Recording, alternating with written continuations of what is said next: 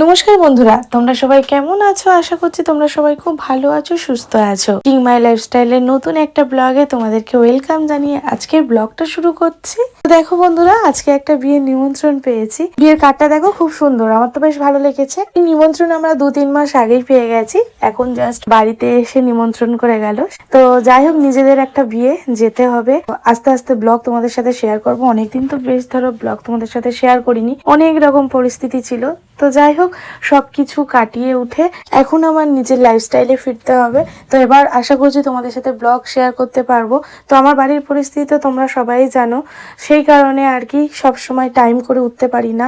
আর তোমরা যে আমার অনেক অনেক ভালোবাসো, ব্লগ না ছাড়লে যে তোমরা চিন্তা করো, আমাকে অনেকে কমেন্ট করো, হয়তো সবার কমেন্টে আমি রিপ্লাই দিতে পারি না। অনেকে ফোনে কন্ট্যাক্ট করো, কেমন আছো, কেন ব্লগ দিচ্ছ না। আমারও খুব ভালো লাগে তোমাদের এই ভালোবাসা পেয়ে। আজকের এই প্ল্যাটফর্মে এসেছি বলে এইটুকুই ভালোবাসা পেয়েছি তোমাদের কাছ থেকে, নিঃস্বার্থ ভালোবাসা, সেটা আমার কাছে অনেক বড় একটা পাওয়া। আজকে তোমাদের ভালোবাসায়, তোমাদের আশীর্বাদে আমরা এখন ভালো আছি। এইভাবে আশীর্বাদ করো, পাশে থেকো। তো যাই হোক, অনেকদিন ধরে ছোট ছোট ক্লিপ আমি করে রেখেছিলাম, কিন্তু তোমাদের সাথে শেয়ার করে উঠতে পারিনি। আজকে ছিল সরস্বতী পুজো। সরস্বতী পুজোর দিন মাইকে নিয়ে একটু সন্ধ্যাবেলায় আশেপাশে কয়েকটা ঠাকুর ছিল, দেখাতে নিয়ে বেরিয়েছিলাম।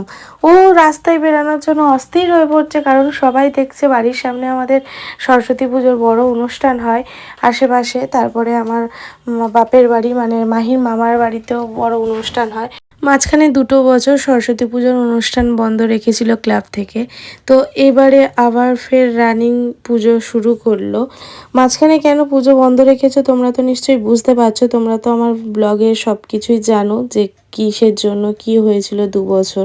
আগের বছর তো সরস্বতী পুজোতে আমরা ওখানে যুদ্ধ করছিলাম রীতিমতো, সেই সব দিনগুলো মনে পড়ছে। দেখতে দেখতে 1টা বছর হয়ে গেল। সরস্বতী পুজোর পরের দিন গেছিলাম মা বাবার সাথে একটু দেখা করতে, কেমন আছে একটু দেখেও এসছি। যাই হোক, ছোট ছোট ক্লিপ আমি তুলেছিলাম, সেই ক্লিপগুলো এই ব্লগে আমি অ্যাড করে দেবো, তোমরা দেখো। এখন আমার সব থেকে বড় একটা টার্গেট হচ্ছে ছেলেকে মানুষের মতো মানুষ করা, যেটার জন্য আমি নিজেকে নতুন ভাবে তৈরি করেছি আর তৈরি করতে হয়েছে। কারণ সবশেষে বলতে গেলে আমি একজন মা। আর এখন দেখো, ঠাকুর দেখি সোজা মাইকে নিয়ে চলে এসেছি আমাদের সুভাষ মেলাতে, কাকুরগাছিতে। সুভাষ মেলা টানা 1 মাস ধরে, 23শে জানুয়ারি থেকে যে শুরু হয়, 1 মাস ফেব্রুয়ারির 22 তারিখ পর্যন্ত মেলাটা হয়। তো তোমরা অনেকেই জানো সুভাষ মেলা আমাদের বাড়ির কাছেই। তো মাইকে নিয়ে আজকে চলে এসেছি। এখন দেখো, বাবা যতটা না পারে, ওর বাবা যথেষ্ট করার চেষ্টা করে, আর যতটুকু না পারে সেটা আমাকেও মেকআপ করতে হয়। এখন মা বাবা আর সব মিলিয়ে একটা বিশাল বড় দায়িত্ব, ভীষণ মানে দায়িত্বের মধ্যে দিয়ে সব কিছু ম্যানেজ করতে হচ্ছে। এখন নিজেকে নতুনভাবে তৈরি করেছি, তৈরি করতে হয়েছে। কারণ দেখো, সব শেষে কিন্তু আমি একজন মা, ছেলের জন্য আমাকে সব রকম পরিস্থিতি স্বীকার করতে হবে। মনে যতই কষ্ট যন্ত্রণা থাকুক না কেন, সবকিছু উপেক্ষা করে ছেলের জন্য এগিয়ে যেতে হবে। আজকে দেখো, বেশ কিছুদিন হয়ে গেছে আমি কিন্তু আমার চ্যানেলে কোনো রকম ব্লগ শেয়ার করিনি। শুধুমাত্র কেন জানো তো, কিছু নিজেদের লোকের জন্য।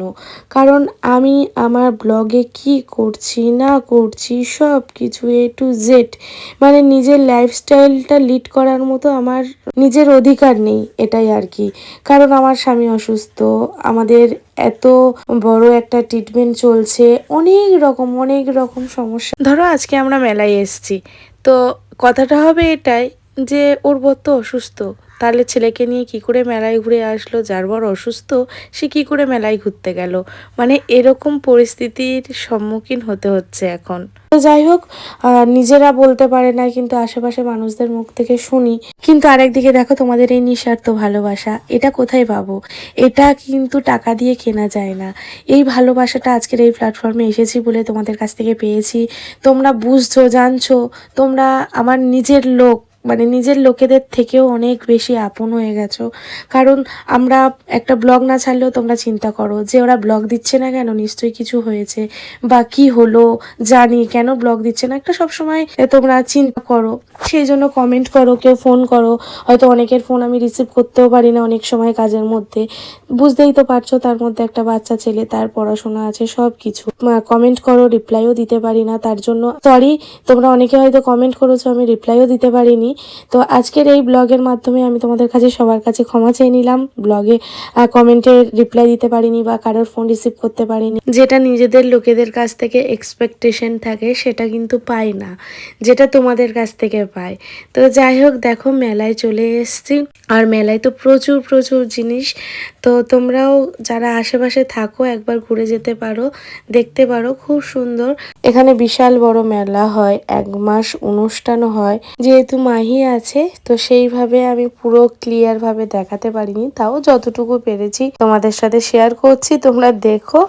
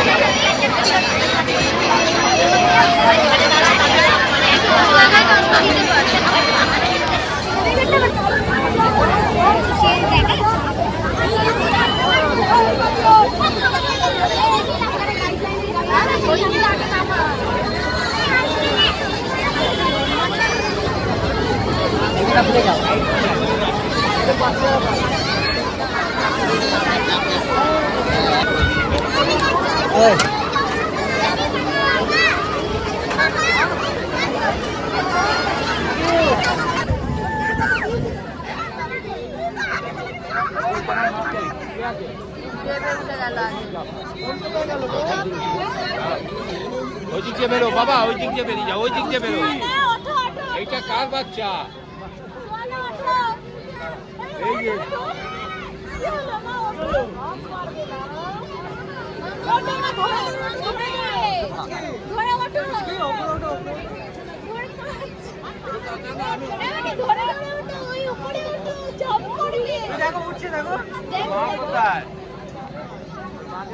তো দেখো বন্ধুরা, তারপরের দিন আমরা বাড়িতে এসেছি, মানে মায়ের মামার বাড়িতে এসেছি, আর সেখানে নানান রকম প্রতিযোগিতা হয় 3 দিন ধরে, আজকে লাস্ট দিন। তো সেখানে আজকে হাঁড়ি ভাঙা ছিল প্রতিযোগিতা, মাহি হাঁড়ি ভাঙা প্রতিযোগিতায় নাম দিয়েছে, বলছে মাম্মা আমি খেলবো। বললাম যে ওর আনন্দ, একটা বাচ্চা, তো পারুক আর না পারুক, খেলছে যখন, খেলতে চাইছে, খেলুক। তো সেই জন্য ও হাঁড়ি ভাঙা প্রতিযোগিতায় নাম দিয়েছে। তার আগে উইকেটে বল থ্রো ছিল, ও সেখানেও নাম দিয়েছিল, সেই খেলাটা খেলে নিয়েছে, তোমাদের সাথে শেয়ার করতে পারিনি। এরপর মিউজিক্যাল বলেও নাম দিয়েছে। মানে আজকে মোটামুটি বাচ্চাদের যা যা প্রতিযোগিতা ছিল যে কটা, ও প্রত্যেকটাতে নাম দিয়েছে।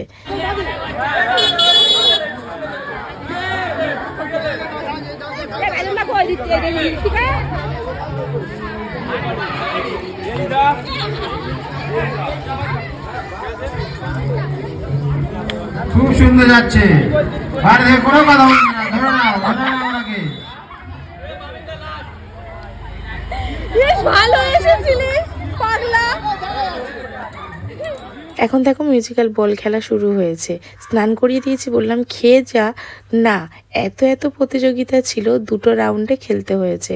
সেকেন্ড রাউন্ডে ছিল মাহি, বললাম তুই খেয়ে দে আয়, সে কিছুতেই শুনবে না। এত আনন্দ পাচ্ছে এখানে মামার বাড়িতে এসে, খেলাতে নাম দিয়ে নিজের মতো করে আনন্দ করছে। কোনোদিন এরকম খেলা দেখেনি বা খেলেনি, তো ফার্স্ট টাইম এরকম খেলা দেখছে, খেলছে, ওরও ভালো লাগছে। খেলুক, সবার সাথে মিশলে ওরও মাইন্ডটা ভালো থাকবে।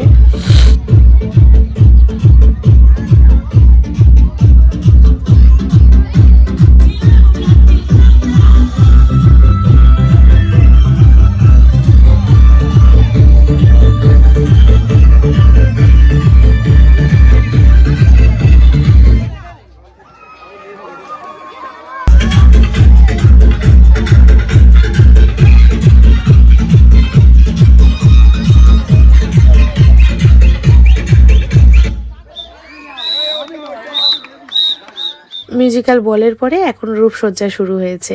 2-3টে রাউন্ড রূপসজ্জা হবে, প্রচুর মানুষ সেজেছে। আর এদিকে আমার মাহিকে দেখো, ওই ফার্স্ট টাইম দেখে ও অবাক হয়ে যাচ্ছে যে এটা কি হচ্ছে, ছুটে ছুটে সবার মুখের সামনে গিয়ে গিয়ে দেখছে। আসলে এর আগে কখনো দেখেনি তো, তাই দেখে অবাক হয়ে গেছে, যে ভাবছে কি সেজেছে সব। তো এইদিকে দেখো রূপসজ্জা শেষ হয়ে গেছে, তো ছাদ থেকে দেখছিলাম বাড়ির সামনে কত জমজমাট। আবার 2 বছর পর সরস্বতী পুজো হচ্ছে, কিন্তু বাড়ির সামনে যে এত আনন্দ, এত অনুষ্ঠান, তার মাঝেও যেন একজন মিসিং। তো যাই হোক, কষ্ট তো থাকবেই, সে কষ্ট চেপে রেখে তো চলতে হবে। এটাই আর কি আমাদের জীবন, বাস্তবে সব কিছু মানিয়ে নিয়ে চলতে হবে। খারাপ তো অবশ্যই লাগছে, কষ্ট তো প্রচুর হচ্ছে।